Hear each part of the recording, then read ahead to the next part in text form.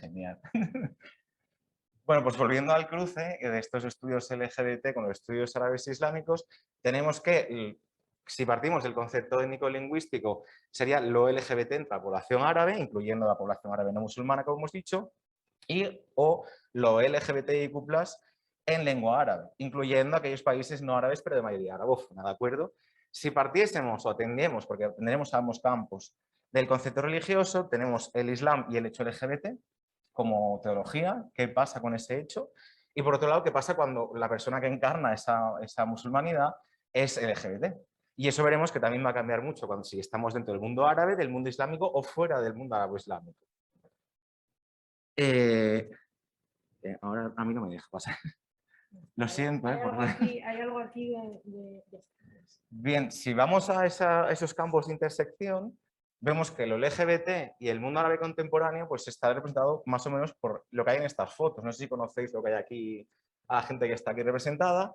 Aquí tenemos a Ali Riahi, que es un cantante tunecino en los años 70, cuya expresión corporal, cuyas letras, cuya forma de vivir era gay, reconocido por su sociedad, aunque no tuviera esa G puesta que tenemos dentro de nuestra bandera. Él es Abdelataya, que estuvo hace poco aquí en Madrid, no sé si lo conocéis, escritor marroquí en francés.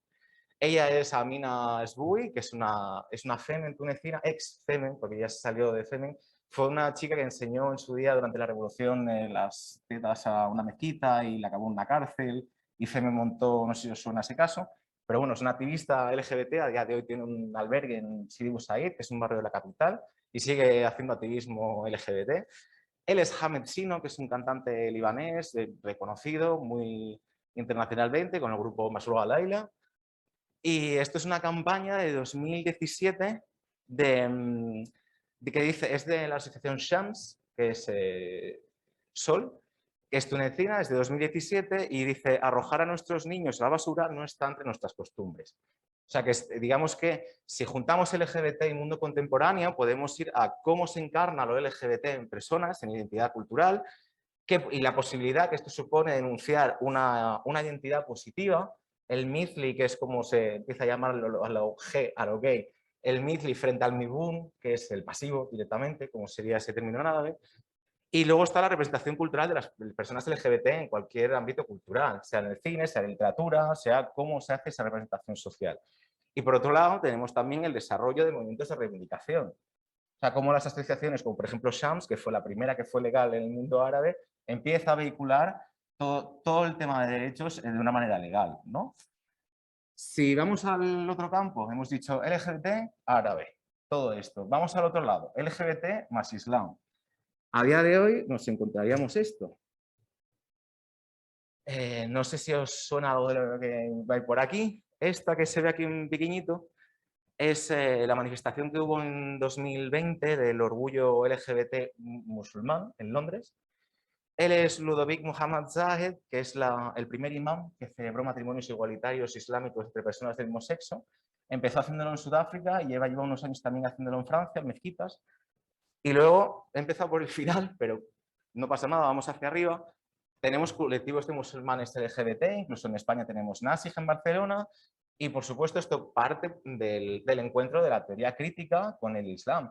Primero con el feminismo y a día de hoy pues ya con el queer. Por ejemplo tenemos a Farhad Othman, que es un exégeta, más bien literato, filósofo, que trabaja sobre esos tabúes que tiene el Islam. Por ejemplo, saca un tomo que dice la apostasía y la homosexualidad, ambos tabúes totalmente, ¿no? Estos son ejemplos concretos, pero hay mucho más de exégesis islámica y teoría queer, de ese Islam queer. Pero, si bien es cierto que lo que he dicho es una realidad, nosotros en Occidente solo debemos tener esta otra, que es cuál es la situación de la legislación sobre la homosexualidad en el mundo árabe.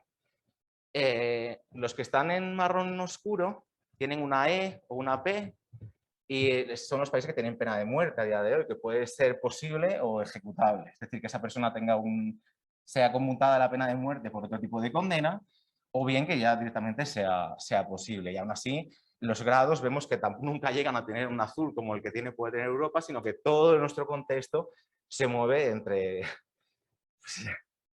la situación de Jordania, que no tiene ninguna ley, que no pena la homosexualidad, hasta las penas de muerte, pasando por cárcel, pasando por multas, etc. Eso sería lo que conocemos nosotros, ¿no? De cuál es esta situación que hay allí. Sin embargo, ¿por qué pasa esto? ¿Cómo hemos llegado a esto? Pues la introducción de la homosexualidad en los códigos penales nos remite a cuándo el mundo árabe ha asumido ese molde de código penal. ¿Qué fuentes tenemos para meter la homosexualidad en un código penal? Pues pueden ser religiosas o pueden ser coloniales. Es decir, estamos yendo hacia atrás a cuando la modernidad, nuestro marco de Estado moderno, ha entrado en este marco geográfico. Esto ocurre en el siglo XIX, ocurre bajo el Imperio Otomano, en un periodo que se conoce como Tanzimat, y es el periodo en el que el Imperio Otomano asume nuestras formas de gobierno, entre ellos el Código Napoleónico de Comercio o el Código Penal francés de 1858. Ojo, porque ese código no penaliza la homosexualidad. Entonces, cuando el Imperio Otomano asume esa forma nuestra de Estado moderno, deja un vacío legal ahí. Es decir, a lo largo del siglo XX, con el colonialismo, será cuando se empieza a meter la homosexualidad. Por ejemplo, en Túnez está en el Código Penal desde 1913 y es un código penal francés. Es decir, que salvo Irán, Arabia Saudí y otro país, que si no me equivoco es Qatar, que usan Irán y Arabia Saudí, sí, Qatar creo que no, pero esto en ILGA tenéis luego, o sea, ILGA, que es de donde saqué este mapa, que es genial, hace un reporte todos los años en los que pone cómo está la situación, este es de 2019, ILGA, si queréis ir a ver la situación de cada país, que es que no me puedo detener porque sería eso ya una ponencia solo, lo podéis consultar. Entonces, volviendo a cómo eso se ha metido, o bien se va a las azoras del Corán que refieren al pueblo de Lot, o bien el concepto de luti, que es maricón también, se usa como término para los maricones, o bien el Código Penal francés o inglés colonial, que pasa en Gaza, pasa en Túnez, pasa en un montón de otros países. ¿De acuerdo? Hasta aquí es hasta dónde hemos podido llegar. Pero mezclando LGBT, islámico y árabe. Pero volviendo al cruce. Esto es todo lo que puede caber ahí, lo que hemos visto. Y es más, ¿está todo fenómeno relacionado con la diversidad sexogenérica en lo que hemos visto hasta ahora? Pues no, la verdad es que no. Si nos vamos a las fuentes premodernas, y aquí he hecho a lo largo de toda la presentación dividir entre dos colores, ¿vale? Y metiendo en verde claro cuál es la categoría a la que podríamos referirnos hoy o a la que se podría asimilar de lo que voy a hablar, porque evidentemente en fuentes premodernas esto no tiene sentido, es anacrónico. O sea, la categoría LGBTIQ al final es una cosa que tenemos desde hace 50 años como mucho, pero no antes. Entonces, volviendo a las fuentes premodernas que podemos tener, tenemos en lírica, desde el principio de la literatura, incluso la preislámica, tenemos manifestaciones de homoerotismo masculino y femenino. Y hay literatura sobre ello. De hecho, en la bibliografía hablaré, pero en esta exposición he querido centrarme en el marco metateórico. Es decir, las cosas concretas, eso era el subtítulo de la presentación, pero saldrá en breve, es un artículo que está en el laboratorio iberoamericano para el estudio histórico de las sexualidades, pero esta parte, esta vez, claro, desde que nos habéis invitado hasta ahora ha pasado un año y la vida también ha transcurrido detrás de una pantalla, ¿no? Y en ese momento, pues, ese subtítulo que tenía se ha caído, se ha convertido en un artículo y aquí me he querido centrar en dónde nos lleva esto si queremos hacer ciencia LGBT. Entonces, volviendo a estas fuentes premodernas, tenemos homoerotismo desde el principio de la literatura en árabe, pero también tenemos tratados de erótica que nos hablan de la naturaleza del amor y en ellos se trata cuál es la consideración que se da al amor entre dos personas de un mismo sexo. Y eso en varios manuales, en el siglo XI, XII, XIII, tenemos un montón. Por ejemplo, y además no escrito solo en el mundo árabe actual, sino en lo que entonces era mundo árabe, como por ejemplo en Córdoba tenemos a Ibn Hazm hablando de esto, en el XI. También tenemos construcciones semióticas premodernas, la lírica, y hablo de construcciones semióticas porque no podemos, insisto, asumir estas categorías allí, que nos pueden llevar a hablar de erotismo, que fue lo que traje en el anterior Maricones, en el primero, que es Ibn Hazm también quien habla de ello, cuando cuestiona el hecho amoroso. O, por ejemplo, la posibilidad de amar a dos personas, también aparecen ese tipo de cuestiones en los tratados de erótica. También en la mística nos aparecen otras concepciones sobre el hecho de género y los sexos como un accidente. La postura de Ibn Arabi de Murcia, del siglo XIII, un místico, se asemejaría quizá a una posible interpretación de lo que hoy es lo queer, de que no importa el sexo, sino que tú como persona musulmana puedes llegar a ser un insan kamil, una persona perfecta, independientemente de tu sexo. Sería una reinterpretación casi de Platón, llevado a quitándole toda la misoginia. Y eso lo tenemos en el siglo XIII. Vamos adelante, otro tipo de fuentes pueden ser las jurídicas y nos van a llevar a terrenos también muy relacionados con la diversidad sexogenérica, por ejemplo, con la homosexualidad. Todas las disposiciones que tiene cada escuela jurídica, que es lo que se denomina madhab, tiene una diferente interpretación. Las hay que son más punitivas con el hecho homosexual y las hay que son más permisivas. Luego, por ejemplo, en el 14 tenemos las primeras legislaciones sobre el Hunza Muskil. El Hunza Muskil en realidad nos dicen qué rol tiene que desempeñar en sociedad, es decir, una persona con intergenitalidad, si dentro de una mezquita se va a poner a rezar con hombres o con mujeres. ¿Cómo sabemos si esa persona con caracteres sexuales ambiguos tiene que ejercer un rol de mujer o de hombre? Evidentemente no nos está hablando de una intersexualidad, pero es lo que nos está describiendo. No es un manual sobre intersexualidad, sino qué hacemos con estas personas que son así, qué paradigma, qué parámetro determinamos para situarlas en un lado de la mezquita, para que hereden un tercio o dos tercios, ya que la herencia en el mundo árabe está tipificada por género y no es la misma cantidad, ¿de acuerdo? Y luego también tenemos otra cuestión que está relacionada con los afectos cuando hablamos del plus, sobre todo, ¿no? Que podría ser las relaciones no monógamas. A día de hoy podríamos decir que no son normativas, sin embargo tenemos el reconocimiento legal de la poligamia, nunca de la poliandría, hasta en la propia figura del profeta que tuvo 6 mujeres, ¿no? Entonces hay que tener mucho cuidado con estas categorías que a día de hoy sí son no normativas, pero nos llevan a algún ámbito normativizado y heteropatriarcal, ¿de acuerdo?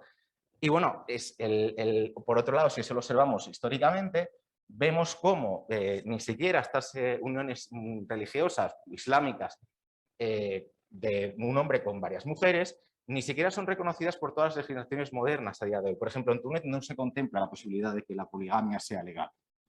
¿De acuerdo? Bien, seguimos con fuentes premodernas y vamos a una cosa que sería las socioantropológicas. Desde fuentes, y ahí hay fuentes de todo tipo, desde historiadores que hablan de casos concretos y relatos de viajes, o incluso los primeros antropólogos que fueron en el siglo XIX a viajes por el Oriente Próximo, incluso el Lejano Oriente. Eso nos lleva a poder esbozar o a poder ver cuál sería la construcción sociocultural del homoerotismo que se hace en estos contextos. Y por otro lado, entrar en temas como la sexualidad infantil, una figura que nos entronca con el Ganímedes griego, que serían los Bachabasi de Afganistán, que a día de hoy pues, siguen dando que hablar con los documentales que han sacado hace poco, ¿no? Evidentemente aquí, en negrita, ¿tiene cabida eso bajo la etiqueta LGBT? No, pero estamos hablando de afectos de personas del mismo sexo. Entonces, ahí ya nos empezamos a cuestionar cuál es nuestro objeto de estudio, si avanzamos hacia una ciencia LGBT. Por otro lado, de mucho mayor interés, porque es enorme el campo de estudio que hay y sigue saliendo a día de hoy, es el tema de las personas trans o de los terceros géneros. Es decir, expresiones de géneros no normativa. Pues primero tendríamos que ir a preguntarnos cuál era la norma en cada época, porque tenemos el travestido en toda la literatura clásica. En Abu Nuwas, por ejemplo, el Muhannaf, el copero, es el objeto de su obra casi. Funda hasta un género literario hablando del copero y de su barba y de cómo mantiene relaciones eróticas con él y sexuales, y es muy explícito. Y estamos hablando del siglo VIII en Bagdad. Luego tenemos el bailarín travestido, que es una figura que nos aparece en la época moderna, cuando el Islam se expande hacia el Lejano Oriente, aparece de 1000 formas. Está muy relacionado con el Bachabaji de Afganistán, pero sería el Keshe kurdo o el Jawal egipcio, y sigue estando en esa fluidez de género. Incluso se documentan historias que hablan de cómo las bailarinas se pegan con ellos porque seducen mejor a los hombres que ellas. Y todo ese juego, ¿no? de género no normativo, de afinamiento del hombre, pues es un campo de estudio enorme. Tenemos al Hanif, el prostituto moderno, afeminado y transexual, etiqueta transexual que cuando se sacan los últimos estudios en el 90 se pone también muy en crítica. Crítica que tenemos nosotros y que recoge el testigo de Lucas Platero. Tenemos que reconstruir todo eso, de qué estamos hablando, en qué contexto y con qué figuras. Está el tema de los eunucos. Eunucos que hemos tenido desde Córdoba hasta el Imperio Otomano con los últimos harenes. Y además la tipología de eunucos es enorme a lo largo del tiempo y a lo largo del espacio geográfico varía un montón. ¿En función de qué? Pues del grado de masculación, si se ha masculado el pene o no se ha masculado el pene o si solamente se han masculado los testículos. Tenemos el hasí, el castrado, el masbub, el emasculado entero, el atabe, que es el que ejerce el tutor del príncipe en una época de Egipto, ¿no? Durante la época mameluca. Y luego tenemos la situación que pasa cuando el Islam llega a territorios donde el género, la repartición o el sistema de género no es binario. Por ejemplo, tenemos las hijra en India, o bueno, menudo artículo, perdón. Tenemos hijra en la India o vírgenes juradas en Albania y son formas de vida que permean, se perduran y se reproducen bajo una égida musulmana. ¿De acuerdo? Entonces, voy a beber agua. Sí, voy.